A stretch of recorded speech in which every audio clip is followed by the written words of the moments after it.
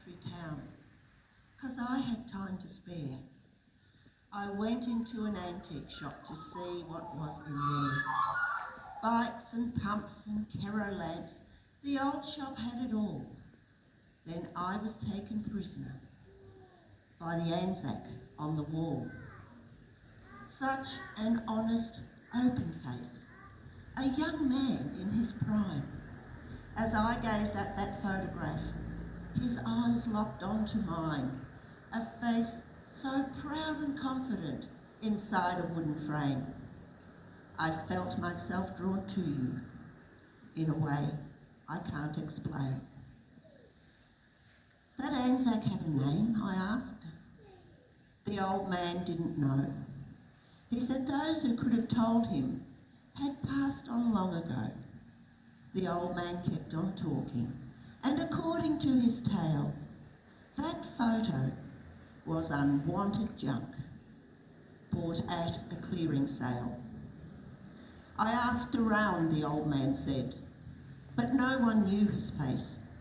He's been up on that wall for years. He deserves a better place. Someone must have loved him. It seems a shame somehow. I nodded and said quietly, oh well, I'll take him now. And so you came home with me, mate. Too long you've been alone. I don't even know your name, but you're welcome in my home. Did you fight at Flanders or perhaps Gallipoli? I'll never know the answer, but I know you fought for me. I wonder where they sent you, mate, when you answered the call. Were you killed in action? Did you come home at all? You must have had a family. Will you be claimed someday? To be honest, mate, I hope not, 'cause I'm proud to have you stay.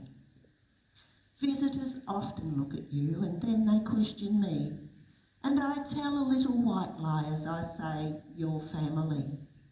They say, you must be proud of him. I tell them, one and all, that's why you've got pride of place. The Anzac on the wall. Thank you.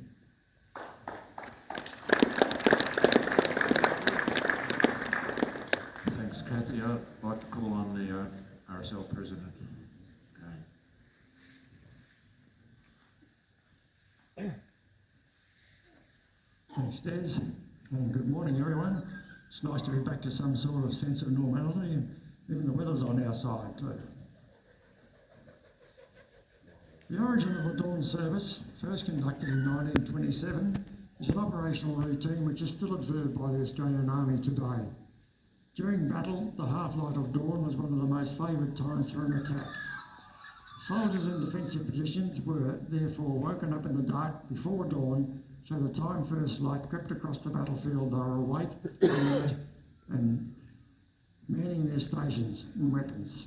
This was, and still is, known as the Stand To. At 4:20 a.m, 107 years ago today, Australian troops clambered ashore at Anzac Cove and North Beach at Gallipoli. Their willingness to sacrifice their lives for their country, their pride and their mates is etched on our minds as the Anzac spirit. The Anzac spirit has been demonstrated again in World War II, Korea, Vietnam, Malaya, Timor, Iraq and Afghanistan. Australians are known and respected for their bravery, courage, mateship and the price they paid for the freedom of others. These men and women had faith in the future and by their acts gave us the will to preserve peace for all time. We acknowledge, remember and honour all Australians who died in the service of their nation. They shall grow not old as we that are left grow old. Age shall not weary them, nor the years condemn. At the going down of the sun and in the morning we will remember them.